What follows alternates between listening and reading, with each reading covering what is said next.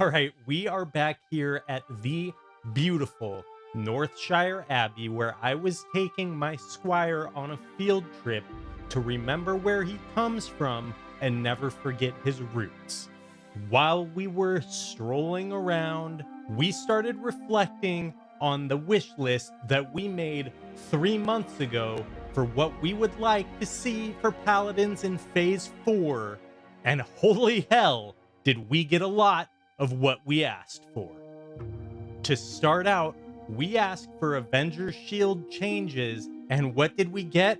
Greater accessibility by making Exorcist a baseline ability, and they shortened the cooldown to 15 seconds.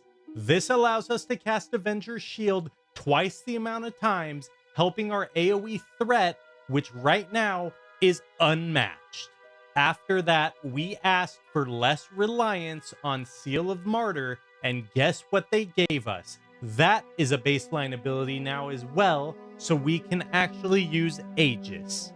On top of that, they buffed Aegis and made it synergize with the Redoubt talent, and that was a cherry on top because we didn't even ask for it.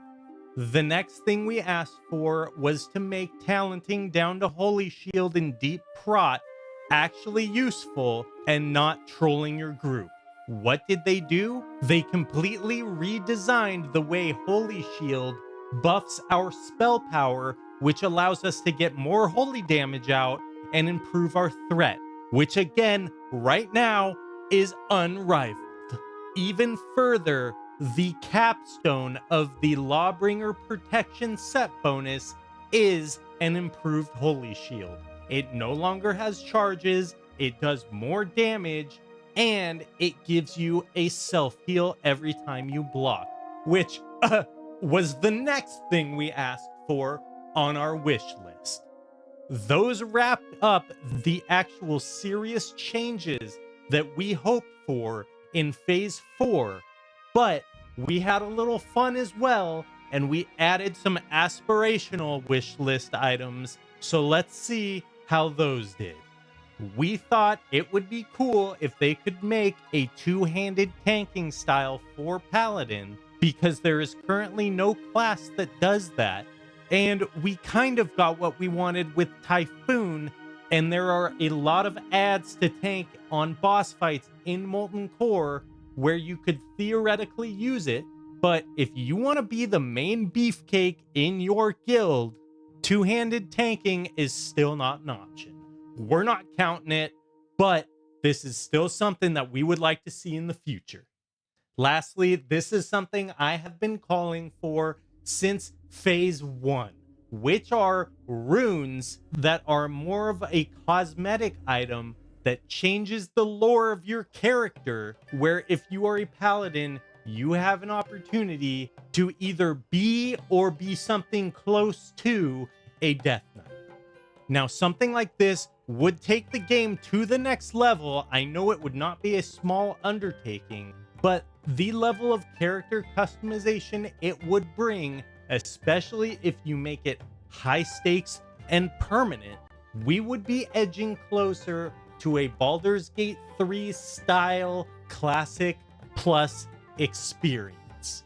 And I think I can speak for everyone when I say that would be sick. Now, what I'm about to show you was not on our wish list, but I have been talking about how cool Holy Shield looks since my very first guide video. Holy Shield. Boom! Look at that light. It looks sick. And I want to show you right now an item ability combination that looks, in my opinion, like the sickest spell animation in the entire game. We're gonna pop our trinket, then pop wings, and see what happens. Check it out. Boom! Boom! Holy Shield, sick! That's what I'm talking about.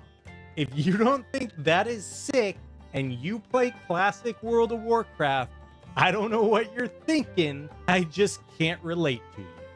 So this has been going over our wish list we did 3 months ago about improvements we would like to see in Phase 4, And in short, again, we got almost everything we asked for. So Blizzard, if you're listening, thank you, and let's get in touch.